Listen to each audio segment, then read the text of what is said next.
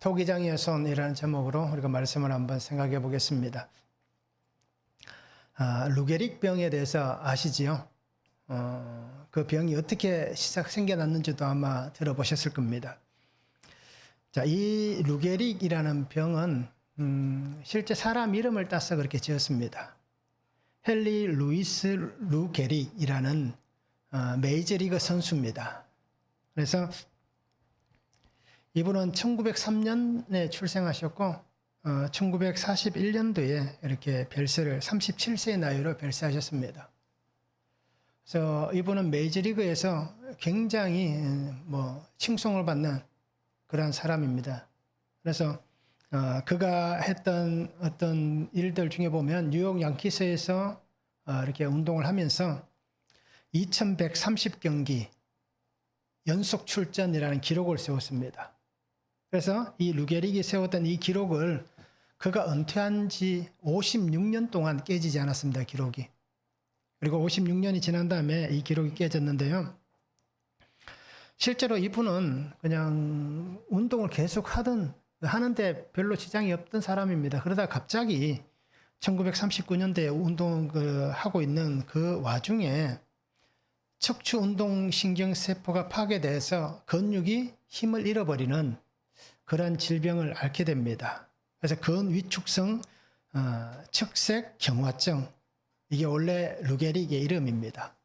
그래서 갑자기 이 질병을 겪게 되고 그리고 더 이상 이렇게 운동을 할 수 없어서 그가 이렇게 39년도에 그러니까 35세쯤에 그렇게 이제 은퇴를 합니다. 시즌 중간에 그렇게 은퇴를 합니다. 자, 그런데 이분이 37세로 세상을 떠나기 전에 그가 했던 연설이 굉장히 사람들에게 이목을 끈 연설이 있습니다. 39년도에 그가 경기를 이제 메이저리그 선수로서 은퇴를 하면서 그가 했던 말 중에 세상에서 가장 행복한 사람이라는 표현을 썼습니다. 병에 걸려서 더 이상 자기가 세상에서 가장 잘하고 좋아하고 그리고 성적도 굉장히 좋습니다. 우리가 베이스 누구죠? 미국의 유명한 그 야구 선수. 그 이름이 제가 발음하기가 조금 애매합니다. 베이브 루이스, 그죠? 이분이 같이 동시대에 같이 운동을 했던 분입니다. 그런데 우리가 알 때는 그 사람을 더 많이 생각하잖아요. 그리고 그 사람이 더 위대하다고 생각합니다. 그런데 실제로 보면 이 루게릭도 굉장히 좋은 성적을 거뒀습니다. 때로는 어떤 때는 그죠? 홈런을 더 많이 치기도 하고 어떤 때는 3할 이상 타율을 더 많이 기록하기도 하고 그랬습니다. 그래서 어떻게 보면 양키스에서 일루수로서 굉장히 오랜 시간 동안 이렇게 뛰어난 활약을 했던 사람입니다. 그래서 그가 은퇴할 때에 나는 세상에서 가장 행복한 사람이다 라고 그렇게 연설을 했습니다. 그리고 은퇴하면서 그가 이런 말을 남겼습니다.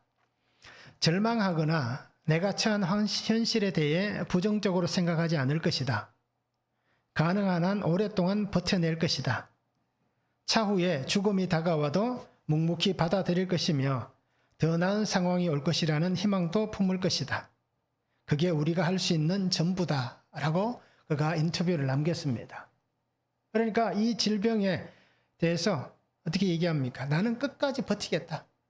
그죠? 희망을 잃지 않겠다. 그리고 만약에 죽음이 나에게 다가오면, 그죠? 그래도 나는 그 죽음 앞에서도 걱정하지 않고 겁내지 않고 그래도 희망을 갖겠다라고 얘기를 하고 있습니다.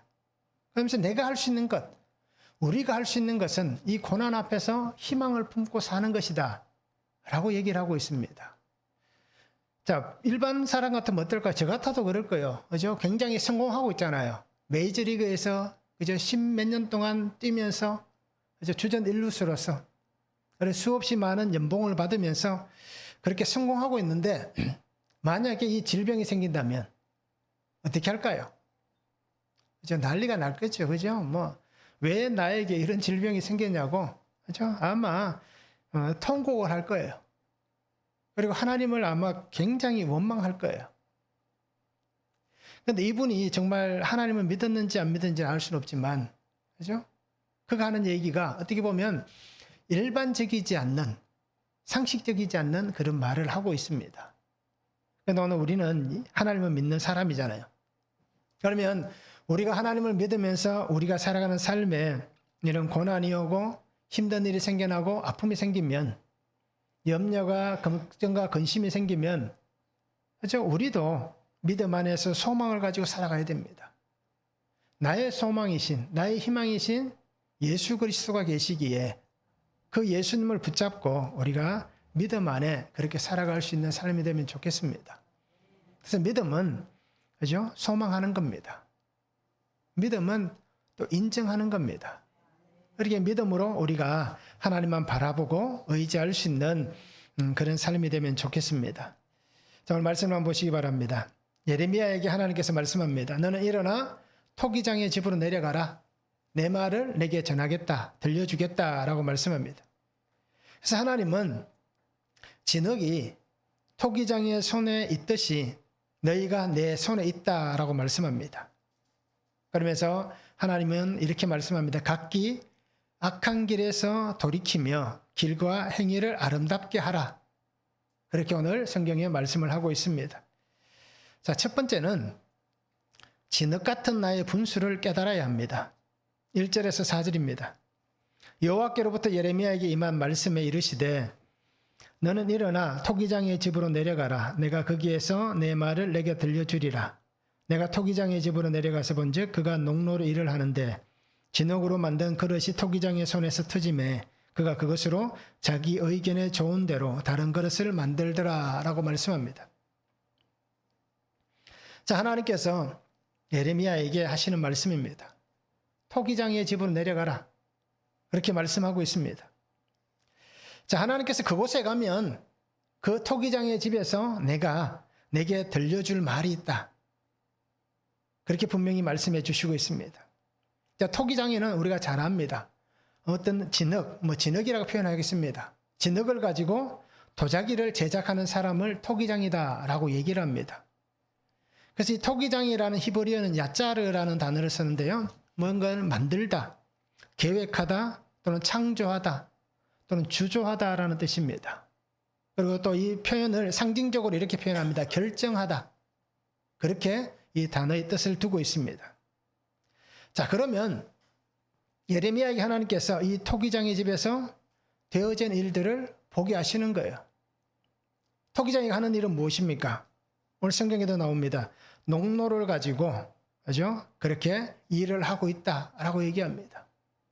농로는 우리가 알듯이 그냥 회전판입니다. 물레라고 하는 도구입니다. 그래서 토기장이가 앉아서 이제 이 물레를 돌리면서 그 위에 진흙을 올리고 그 회전판을 돌려가면서 뭔가를 빚어내잖아요. 그릇을 만들기도 합니다.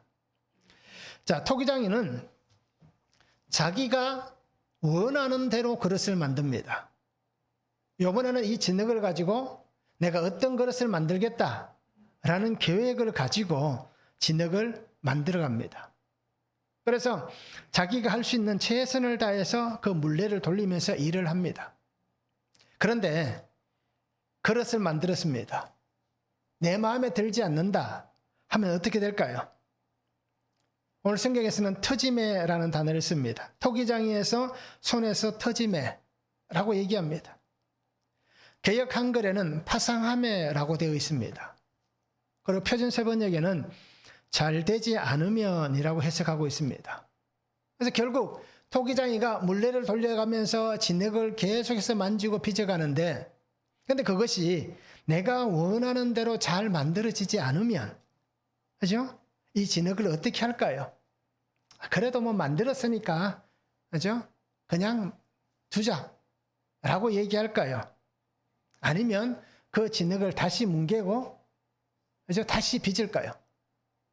아마 그냥 아쉬운 대로 그냥 쓰자라고 하시는 분은 별로 없을 거예요. 토기장이가 하는 일은 진흙을 가지고 그릇을 만들어서 어떤 일을 합니까?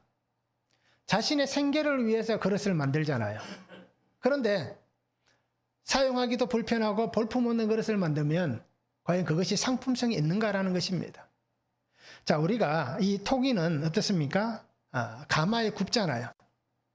그래서 이 손에서 만들어진 이 토기 그릇은 가마에 들어가서 구워야 됩니다. 근데 이 온도가 우리가 가마 온도를 아마 들어보셨을 거예요. 그냥 일반적인 그릇을 구울 때는 한 800도 정도 된다고 얘기합니다. 불을 뗄 때에. 근데 만약에 이 가마에서 고려 청자나 백자 이런 것을 만들려면 1250도 정도의 열을 내야 된다고 얘기합니다. 자, 온도가 분명히 차이가 있습니다. 그래서 그릇을 만드는데도 수고하고 또 불을 떼는데도 수고합니다.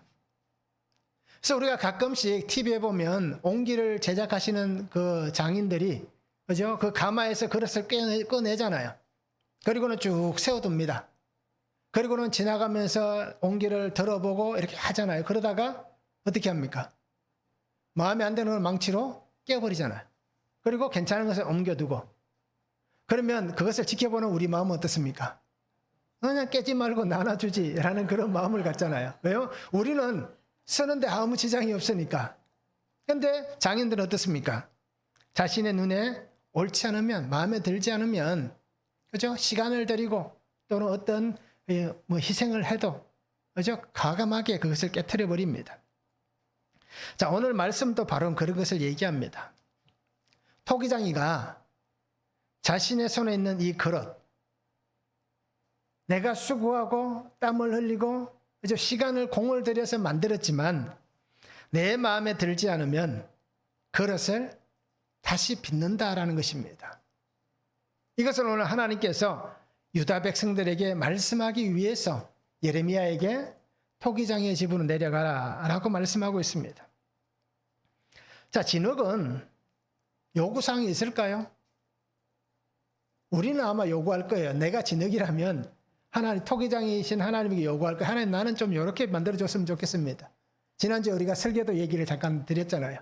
근데 나는 이쪽 부분은 좀 이렇게 만들고, 뭐 영화 보러 가시면 그 앞에 잠깐 광고형으로 나오는 그런 얘기들 있잖아요. 그죠? 빚을 때, 신이 사람을 만들 때 그 지방 덩어리를 잘못 줘서, 그죠? 지방이 몰리는 그런 어떤 영상들 있잖아요. 자, 그렇다 우리는 아마 하나님 앞에 이렇게 좀 해주시면 좋겠습니다. 또 이렇게 만들어주시면 어떨까요? 내가 원하는 것은 이것입니다. 라고 할 수 있는 그러한 입장이 아닙니다. 진흙은 그 토기장의 손에서, 그죠? 빚어지는 대로 또 그가 사용하기를 원하는 그 용도에 맞게 빚는 대로 사용되어지는 도구에 불과하다라는 것입니다. 하나님께서 이렇게 말씀하신 이유가 분명하잖아요. 내가 너희를 원하는 대로 빚어가기를 원했고 너희가 내가 빚는 대로 그렇게 되기를 원했는데 지금 너희는 어떠냐라는 겁니다. 이제 곧 나라가 멸망할 날이 얼마 남지 않았잖아요. 하나님의 약속의 땅에 들어와서 수천 년 동안 살아가면서 그들이 만들어낸 것은 뭡니까? 그냥 죄와 악한 뿐입니다. 하나님께서 원하시는 방법대로 그들이 빚어져야 되는데 하나님께서 원하시는 대로 되지 않았으니 고치고 또 고치고 또 고치고 계속해서 고쳐서 쓰려고 했는데 이제는 어떻습니까? 이제는 안 되겠다는 겁니다. 이제는 깨트려야겠다. 이제는 너희를 정말 뭉개버리고 새롭게 해야겠다. 결국 이 토기장의 비유는 하나님의 경고와 심판의 말씀입니다. 그리고 그와 동시에 회복과 희망의 말씀입니다. 하나님께서 약속하신 그 포로 이후에 하나님의 구속의 은혜가 연결되고 하나님의 돌아오게 하신 회복의 은혜가 이룰 수 있는 것은 심판, 멸망이 있어야 되는 거예요. 그래서 너희가 멸망을 당해야만 회복될 수 있다는 겁니다. 그것은 오늘 이 토기장의 비유를 통해서 하나님께서 다시 한번 들려주고 있습니다. 진흙은 진흙으로서 자신의 위치를 분명하게 인식하고 알아야 됩니다. 로마서 9장 20절에 이런 말씀이 있습니다. 이 사람아 내가 누구이기에 감히 하나님께 반문하느냐 지음을 받은 물건이 지은 자에게 어찌 나를 이같이 만들었느냐 말하겠느냐. 토기장이가 진흙 한 덩이로 하나는 귀 있을 그릇을 하나는 천 있을 그릇을 만들 권한이 없느냐라고 말씀합니다. 그래서 만드는 사람의 권한이라는 얘기예요. 하나님께서 나를 이렇게 빚으신 그 하나님의 그 뜻을 깨닫는 것이 우리가 해야 될 일이지 내가 이렇게 빚어지기를 내가 원하는 대로 빚어달라고 할 수 없는 겁니다. 그래서 오늘 우리는 나의 정체성을 분명히 깨달아야 되는 겁니다. 나는 하나님의 손 안에 있는 진흙입니다. 나는 진흙덩어리, 흙이에요. 사람이 뭘로 만들었습니까? 흙으로, 먼지로 만든 거예요. 원어에는 그냥 먼지, 티끌인 거, 먼지인 거예요. 그 먼지를 가지고 하나님이 우리를 만드신 거예요. 결국 그러니까 우리는 그냥 흙인 거예요. 먼지 덩어리인 거예요. 나의 정체성, 나는 진흙이다. 나는 하나님의 손 안에 있는 인생이다. 그러기에 정말 내가 얼마나 어리석은 자인지, 얼마나 미련한 자인지 자신의 정체성을 알지 못하면 안 된다는 겁니다. 그런데 오늘 우리 대부분은 어떻습니까? 분수를 모르고 살아갑니다. 그죠? 저도 마찬가지고. 자기 위치를 모르는 거예요. 그러면서 나는 다 할 수 있다. 그죠? 나는 나라는 존재로 충분하다. 나만으로도 충분히 가능하다. 라고 하며 우리는 살아가고 있습니다. 그런데 가능한 것이 있습니까? 없잖아요. 가장 쉬운 예로 감기 걸리면 어떻게 됩니까? 그죠? 감기 걸리면 우리가 약을 먹지만 의학자들이 얘기하잖아요. 감기 바이러스를 고칠 약은 없다라고 얘기하잖아요. 우리가 2주 동안, 기본 한 2주는 가능, 약을 먹든 안 먹든, 그죠? 2주 동안 이 바이러스에 노출되어서 병을 앓는다라고 얘기합니다. 자, 우리가 어떻게 보면 사소하게 여기는 이 바이러스 감기도 못 이기는데, 그죠? 나는 다 할 수 있다. 나는 충분하다. 나는 가능하다. 라고 말할 수 있겠냐라는 것입니다. 그리고 우리는 나의 분수를 알아야 됩니다. 나의 현재 위치를 알아야 됩니다.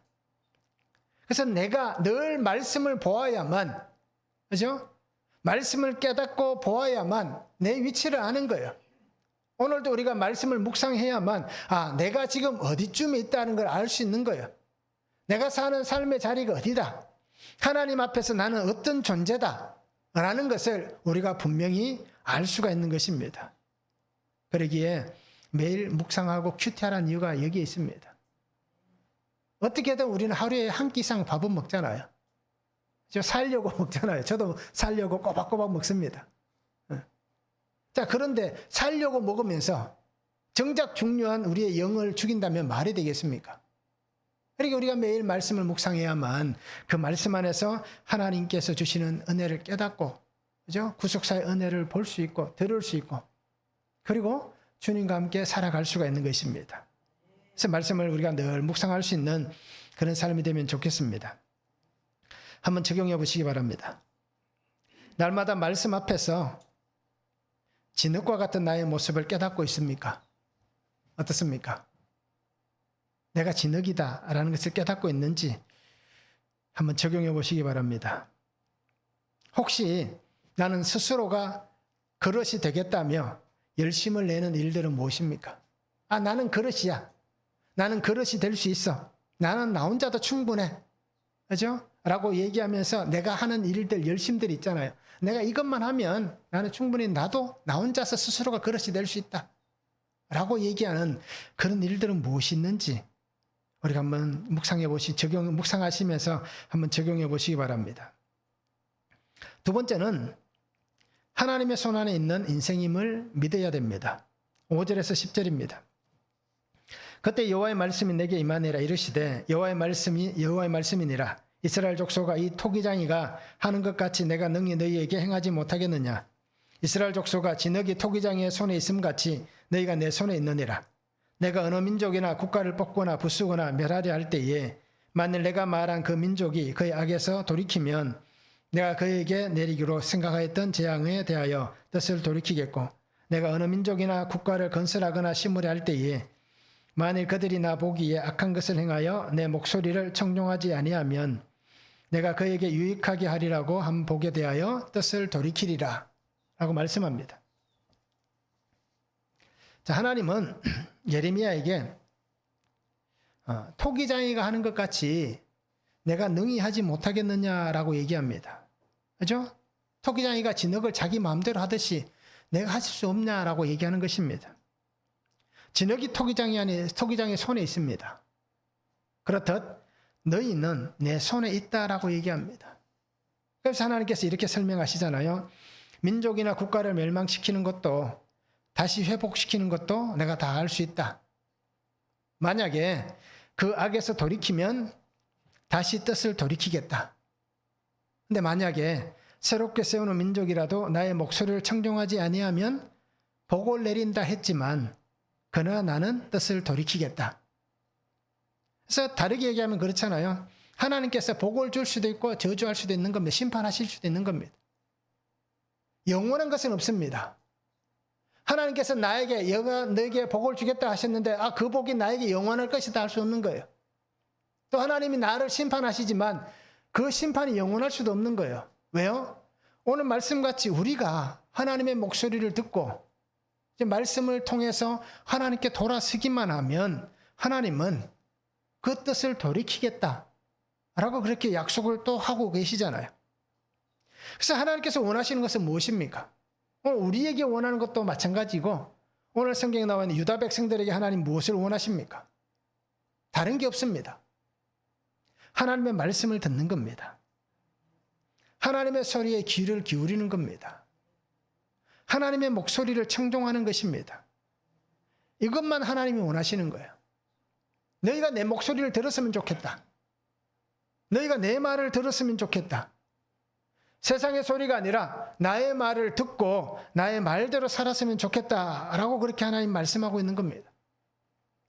삶의 주권자이신 하나님께서 우리의 삶을 인도하신다. 나의 삶은 하나님의 손에 있다. 나를 인도하시는 분은 하나님이시다.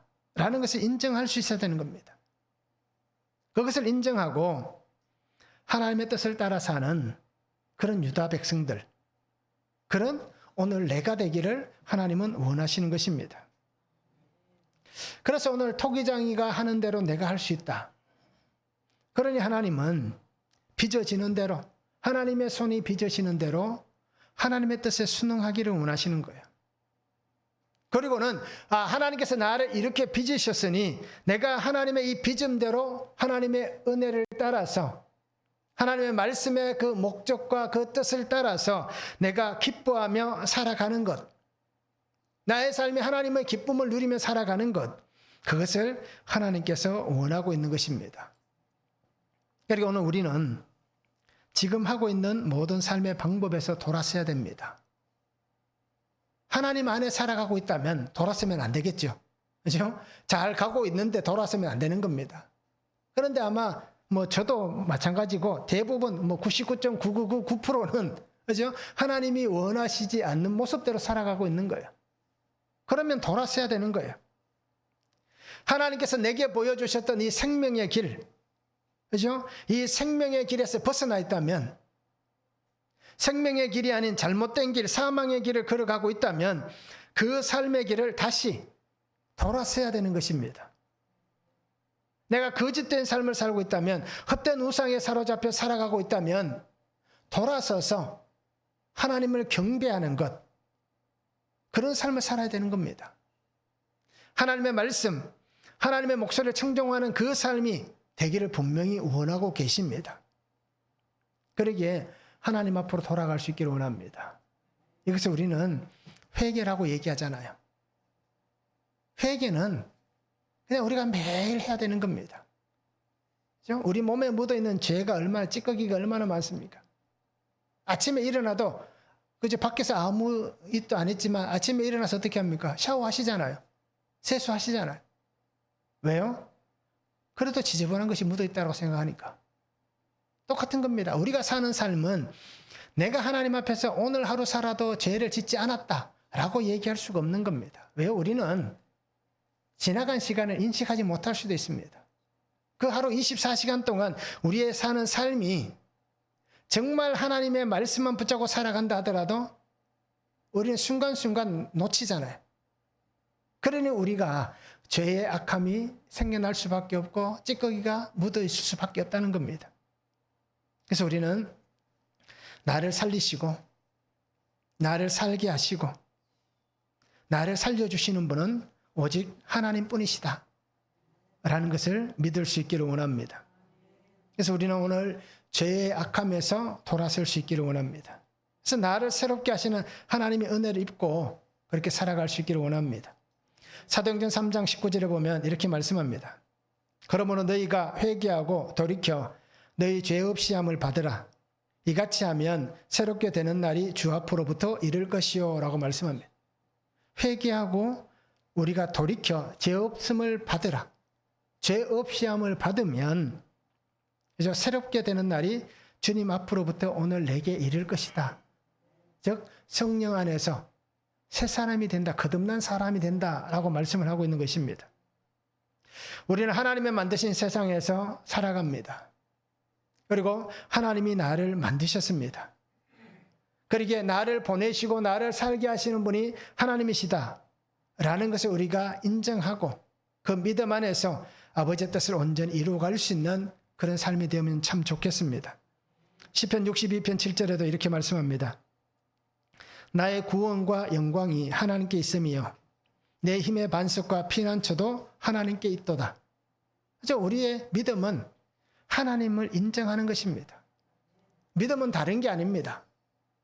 하나님을 인정하는 것입니다. 나를 만드셨다라는 것을 인정하는 것입니다. 하나님의 세상 속에 내가 살아가고 있다 인정하는 것입니다. 하나님의 그 손, 생명과 사랑의 손, 위로와 섬김의 그 손이, 그 은혜의 손이 나를 붙잡고 있다. 그것을 우리가 인정하면서 믿음으로 하나님 안에 사는 성도가 되는 것이 바로 오늘 내가 하나님의 손 안에 있는 그 삶이다라는 것입니다. 그리고 오늘 우리 성도님들이 믿음 안에서 이렇게 고백할 수 있기를 원합니다. 인정하시기 바랍니다. 그러면 하나님의 은혜는 우리 안에 풍성이 넘쳐나게 될 것입니다. 한번 적용해 보시기 바랍니다.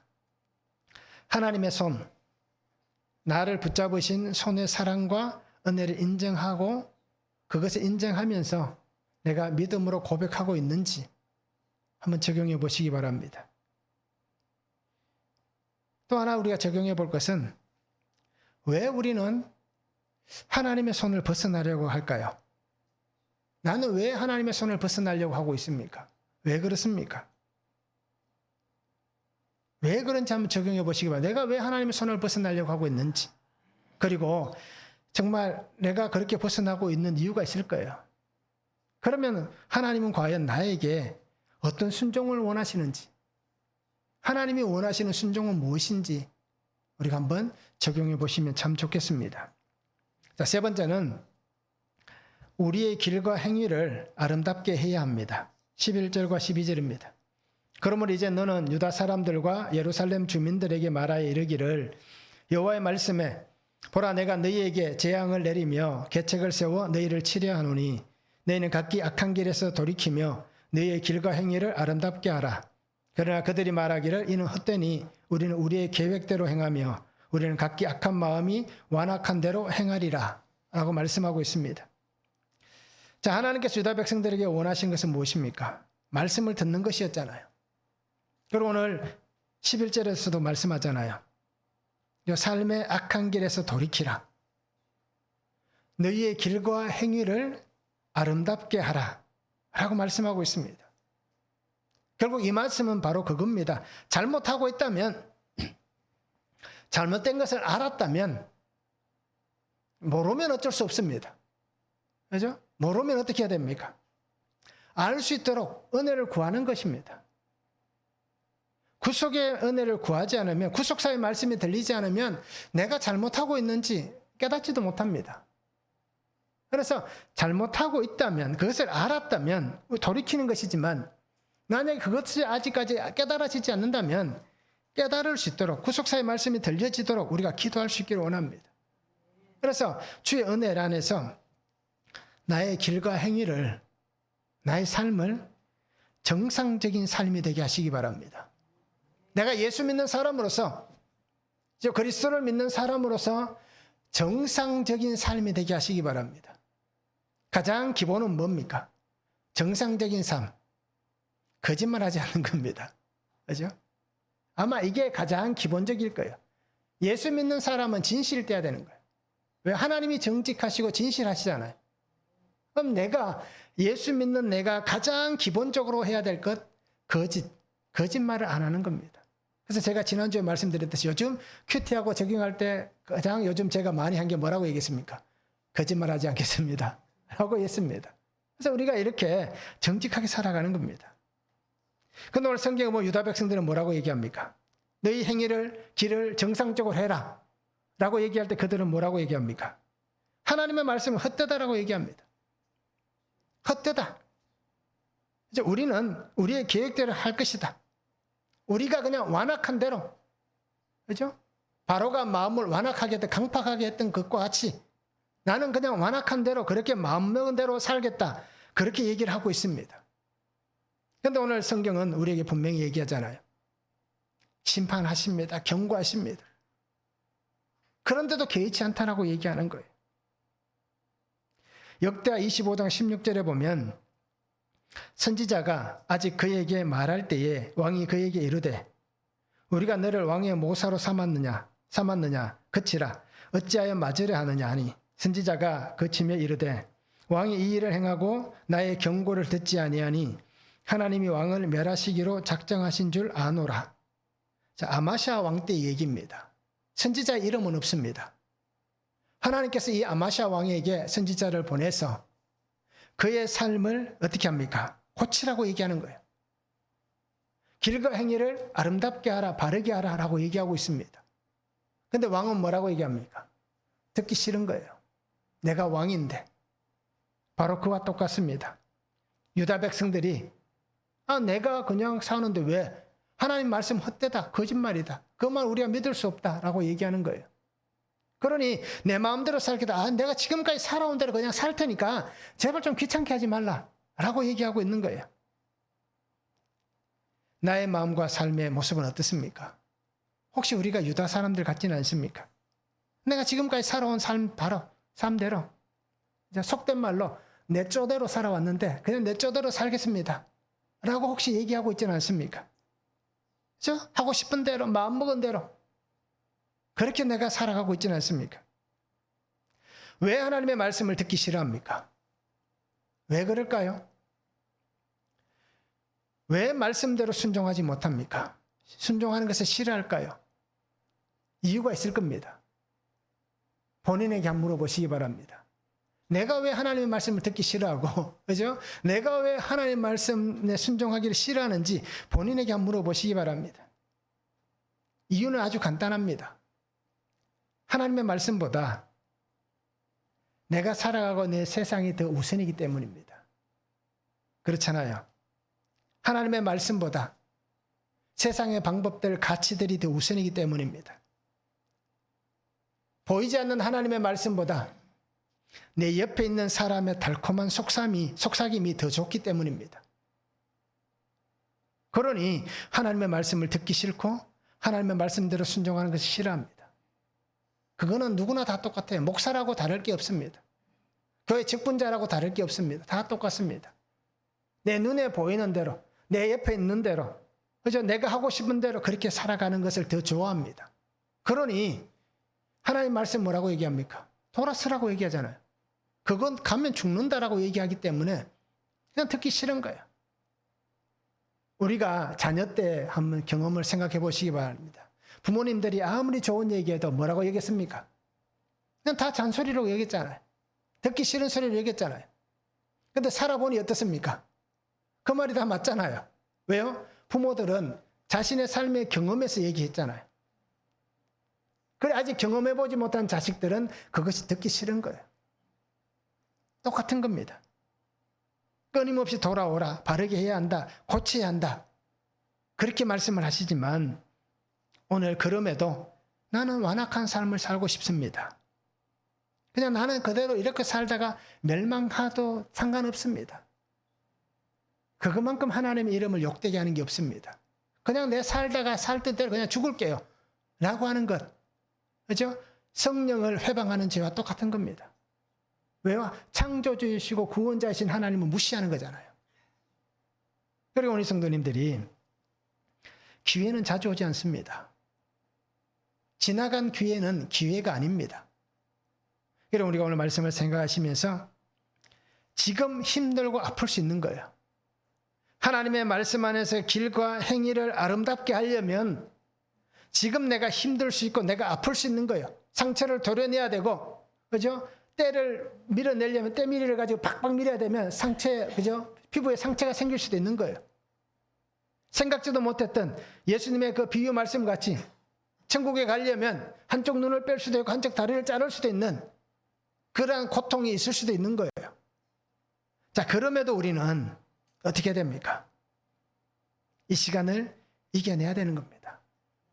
이 시간을 말씀을 붙잡고 견뎌내야 되는 것입니다. 힘들고 아프지만 어렵지만 이 시간을 지나가야 되는 겁니다. 그것이 좁은 길이고 협착한 길인 것입니다. 나를 하나님의 귀한 그릇으로 빚어가시는 그 손길 안에서 아름답고 존귀한 성도가 되시기 바랍니다. 하나님과 함께 사는 성도가 세상에서 가장 아름다운 성도입니다. 하나님과 함께 사는 그 길이, 그 행위가 아름다운 겁니다. 내가 살아가는 길과 행위가 아름다우면, 그죠? 내 삶의 모든 환경이 아름다워질 수밖에 없습니다. 그래서 우리가 가끔씩 그런 얘기를 하잖아요. 사랑을 하면 세상은 다 사랑스럽게 보이고 다 아름답게 보인다라고 얘기하잖아요. 그거 똑같은 것입니다. 그래서 우리가 하나님의 광채가 입혀진, 그러면 하나님의 광채가 나의 삶에 그 광채가 나타나는 거룩한 성도의 삶이 되는 것입니다. 그래서 오늘 성도님들이 예수님의 구속의 삶, 십자가의 이 아름다운 길, 이 삶을 살아갈 수 있기를 원합니다. 한번 적용해 보시기 바랍니다. 내가 죄인임을, 그래서 날마다 하나님의 긍휼이 필요함을 고백할 수 있습니까? 아니면 고백하십니까? 하나님, 내가 주의 긍휼이 필요합니다. 주의 십자가 은혜가 필요합니다. 라는 고백과 또 그것이 필요한지 우리가 한번 적용해 보시기 바랍니다. 자, 말씀을 듣고도 말씀대로 하지 않고 내 생각대로 하는 것은 무엇입니까? 말씀을 듣고도 내가 하고 싶은 대로 내 생각대로 하고 있는 것은 무엇인지 우리가 한번 적용해 보시기를 바라고요. 자, 하나님은 오늘 성경에서 우리에게 말씀합니다. 죄를 깨닫고 돌이키는 자는 용서하신다라고 말씀합니다. 내 생각이 가득 찬 사람은 말씀이 들리지 않습니다. 말씀이 들리지 않으면 내 죄가 깨달아지지 않습니다. 말씀이 들리지 않는다는 얘기는 구속사의 은혜가 없는 겁니다. 십자가의 은혜가 없는 겁니다.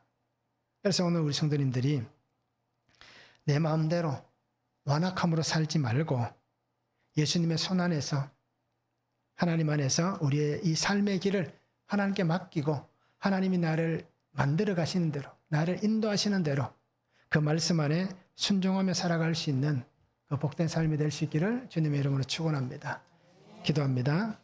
사랑의 아버지 하나님, 오늘 우리에게 허락하신 이 삶의 길, 나의 믿음, 모든 것이 다 하나님의 손 안에 있습니다.